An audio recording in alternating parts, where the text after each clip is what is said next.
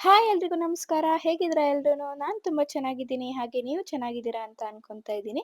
ಇವತ್ತು ನಾನು ಮಾಡ್ತಿರುವಂಥ ರೆಸಿಪಿ ಬಂದು ಹುರುಳಿಕಾಳು ಬಸ್ಸಾರು.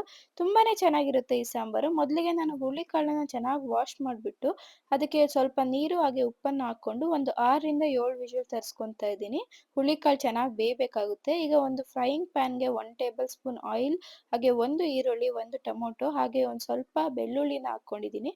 1 ಟೇಬಲ್ ಸ್ಪೂನ್ ಜೀರಿಗೆ, 2 ಕಾಳುಮೆಣಸು, ಹಾಗೆ ಒಂದು ಸ್ವಲ್ಪ ಮೆಂತ್ಯನ ಹಾಕ್ಕೊಂಡು ಸ್ಟವ್ ಆಫ್ ಮಾಡಿಬಿಟ್ಟು 1 ಟೇಬಲ್ ಸ್ಪೂನಷ್ಟು ಸಾಂಬಾರು ಪುಡಿ, ಹಾಗೆ ಒಂದು 1/4 ಟೇಬಲ್ ಸ್ಪೂನಷ್ಟು ಧನಿಯಾ ಪುಡಿ ಹಾಕ್ಬಿಟ್ಟು ಚೆನ್ನಾಗಿ ಮಿಕ್ಸ್ ಮಾಡಿ. ನೋಡಿ ಈಗ ಹುರುಳಿಕಾಳೆಲ್ಲ ಚೆನ್ನಾಗಿ ಬೆಂದಿದೆ. ಈಗ ಇದನ್ನು ಸಪ್ರೇಟ್ ಮಾಡಿ ಇಟ್ಕೊಂಡಿದ್ದೀನಿ ನೀರು ಮತ್ತು ಅದು.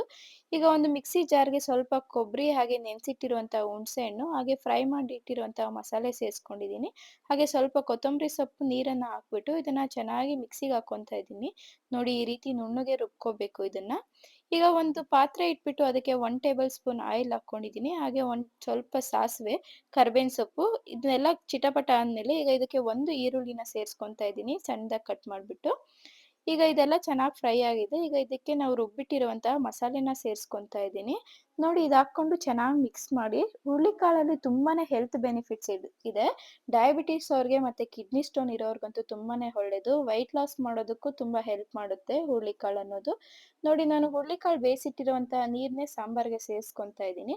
ಈಗ ಇದನ್ನ ಚೆನ್ನಾಗಿ ಮಿಕ್ಸ್ ಮಾಡಿ ನೋಡ್ಕೊಳ್ಳಿ ಸಾಂಬಾರು ನಿಮಗೆ ಯಾವ ಕನ್ಸಿಸ್ಟೆನ್ಸಿ ಬೇಕು ಅಂತ. ಈಗ ಹುರುಳಿಕಾಳಿಗೆ ಒಗ್ಗರಣೆ ಹಾಕೋದಕ್ಕೆ ನಾನಿಲ್ಲಿ 2 ಈರುಳ್ಳಿ, ಹಾಗೆ ಸ್ವಲ್ಪ ಕರಿಬೇವಿನ ಸೊಪ್ಪು, ಹಾಗೆ ಇಲ್ಲಿ ಒಣಮೆಣಸಿನಕಾಯಿಯನ್ನ ಹಾಕ್ಕೊಂಡಿದ್ದೀನಿ. ಸಾರಿ ಅದು ವಿಡಿಯೋ ಸ್ಕಿಪ್ ಆಗಿಬಿಟ್ಟಿದೆ. ನೆಕ್ಸ್ಟ್ ವಿಡಿಯೋದಲ್ಲಿ ತೋರಿಸ್ತೀನಿ. ಈಗ ಇದನ್ನೆಲ್ಲ ಚೆನ್ನಾಗಿ ಮಿಕ್ಸ್ ಮಾಡ್ಕೊಳ್ಳಿ ಈ ರೀತಿ. ನಿಮ್ಗೆ ಟೈಮ್ ಇದ್ರೆ ಮೊಳಕೆ ಕಟ್ಬಿಟ್ಟು ಮೊಳಕೆ ಸಾಂಬಾರು ಮಾಡ್ಕೊಳ್ಳಿ, ತುಂಬಾ ಚೆನ್ನಾಗಿರುತ್ತೆ.